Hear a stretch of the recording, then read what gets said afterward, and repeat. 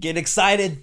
Get excited. Get excited. Let's go. The best news has been confirmed. Good morning, Mario, and good morning, Switch fans. I asked my brother what the show should be about today, and he said the fact that he doesn't know where his Switch is. Apparently, he lost his Switch, and he just realized it's been missing because he hasn't played it in months and months, which shame on him. But if you've seen my brother Jake's Switch, call me. Anyways, what's going on, everybody? It's Zach from SwitchForce. Hope you're all having a fantastic day. I'm going to make it way better, all right? Because we've got the best confirmation that we needed to hear, plus a brand new Iron Man game, plus we've got some Switch lies, okay? And some Switch problems. Just the whole gamut of emotions here. I'm basically like inside out, but I'm outside in because you can't see inside me. We're not going inside, we're going outside. Let's start with the big news from Senor Grub himself. The whole deal about the Direct being delayed, right? The Queen's passing and the Direct being delayed, that was the talk of the town yesterday, and for some YouTubers, I guess today, they're still making videos on it, but we already have confirmation that Nintendo has decided not to move it. This morning, Jeff Grubb tweets, okay, it does sound like the Direct is still on. If it gets moved around, it will probably be a very minor adjustment. Expect it early next week. And I gotta just stand up and do a little one of these, do some fist pumps, do some yeah, because we need this so bad. I feel like it's been a boring time, not for like the actual games, but for like just like the talk around Nintendo Switch, like maybe like for the YouTube scene, because Strikers came out and was kind of like, it's a great game, but such a low level of content, and people were instantly rubbed the wrong way about that. Kirby's Dream Buffet is like a fun idea for like a day or two. It's a cute game, but like it doesn't have staying power. And then there's been so many doubters with Splatoon 3 and so much kind of like, should they have made it? It's exactly the same, but the single player should be cool. But, you know, they made this really cool OLED. And I don't know. I just feel like we're kind of in this, well, the Switch is old. The graphics are old. They're not doing anything new on the horizon. Breath of the Wild 2 is still a ways away. And I feel like we're kind of just in this period where the conversation is a bit stale. And so, like, this Direct needs to happen to bump things up a notch, and I'm so glad for it. Goodness gracious. I just feel like this year has been weird for Nintendo Switch in that, at least in my world, the YouTube world, like there has not been much that's gained a lot of traction. It just sort of feels like everything's kind of coming and going. Like Kirby was great, but like the YouTube doesn't seem to really care about Kirby's Dreamland. Not Dreamland, Forgotten Land.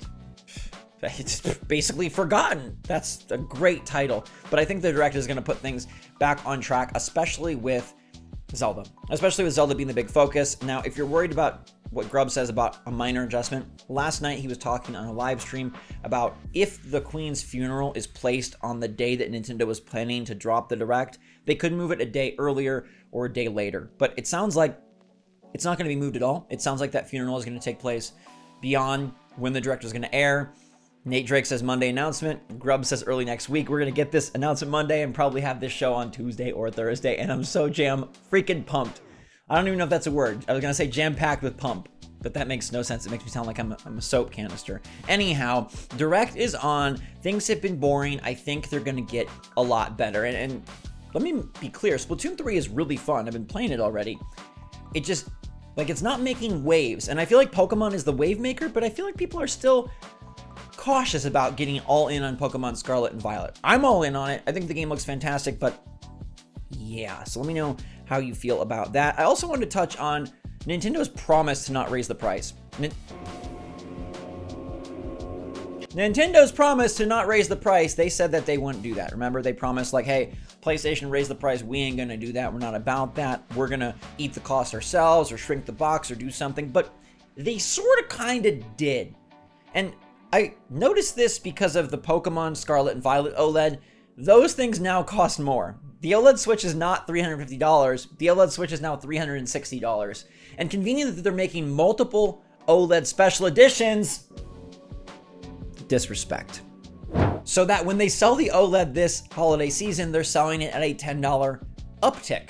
And you could say, well, it's $10 more because it's special edition, but not really. You're not getting anything extra. The Joy-Cons are fancy, but Joy-Cons have always been the same price. Now, the only thing that I can point to as sort of comparable is the special edition Pro controllers are $5 more. So there's an upcharge there. It's not like this is out of the ordinary, but For the Switch, it's a bit strange, and it is a way for them to raise the ultimate ceiling price on the Switch to the highest it's ever been, $360, and you're just getting the system. You don't get the game. So this was a clever, cute, and kind of conniving way for Nintendo to charge $10 more for their system this holiday season. The OLED should be the primary purchase system in 2022. It's awesome, and these new additions are awesome, and they're the big games for the fall.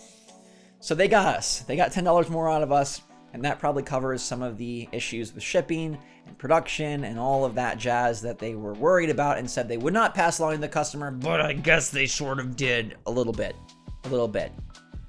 It's kind of, I mean, it's not malicious, but it's a little bit evil. Speaking of evil, EA is making an Iron Man game with Disney. Now, what's evil about that is the fact that they canceled one of the coolest games I've played ever. And it sounds like this Iron Man game is just gonna build upon that, and that is awesome. That's the opposite of evil. That's heroic. I'm talking about Anthem. Anybody remember Anthem? It was BioWare's big attempt to do something different and not Mass Effect-y, not Dragon Age-y, and it was about flying. You see my pose? You get where I'm going with this, right? Anthem was a fantastic game idea that materialized into a very ho-hum product. They had this brilliant idea of being these like mech suit heroes, Destiny sort of style, with all these quests and shooting and guns and whatnot and special powers, and it just didn't come together. I thought the core gameplay was one of the best core gameplays I've ever played. Like, the loop there was amazing, and the feeling of flying, unprecedented. They got that better than anybody. So what do? They have a failed game, but they have this awesome idea. It sounds like they're about to unveil an Iron Man game at D23 later today. I'll definitely keep you posted, but we've got the Black Panther rumor, which is a World War II Captain America Black Panther open world game that's very early in development, and it sounds like Iron Man could be a little further along, and Iron Man Anthem is what it needs.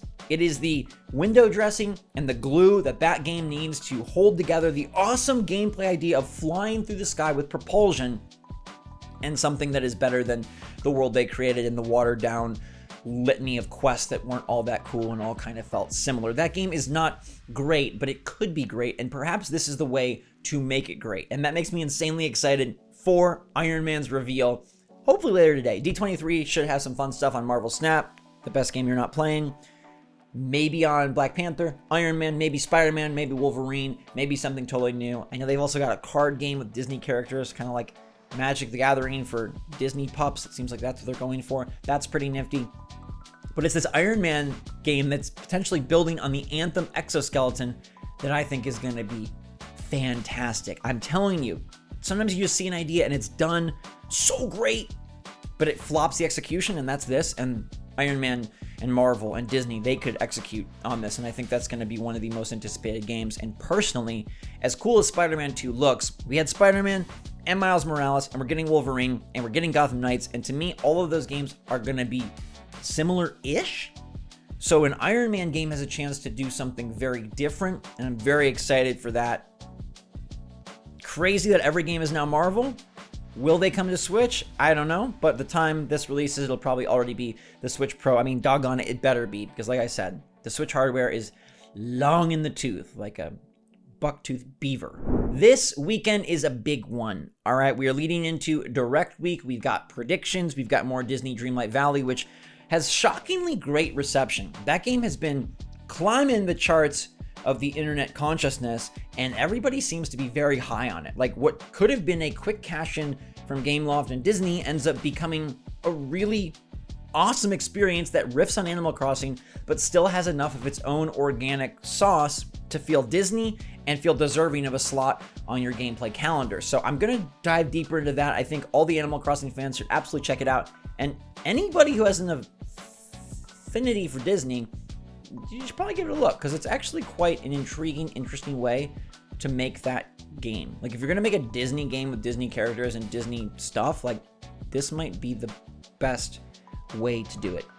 Or it's the Mario Kart game that's supposed to be coming out later, which I'm also excited for. But that's what we got going on this weekend. Stay tuned for the direct predictions. Stay tuned for my direct live stream. Whenever that gets announced, I will post the live stream, and we'll be doing it early, and we'll have the party. And you better bring snacks and bring your friends and get ready to roll into the next era of Nintendo Switch with me and you. I appreciate all of you. Thank you so much for watching. If you missed it yesterday, I did the giveaway winners in episode 386, which was yesterday.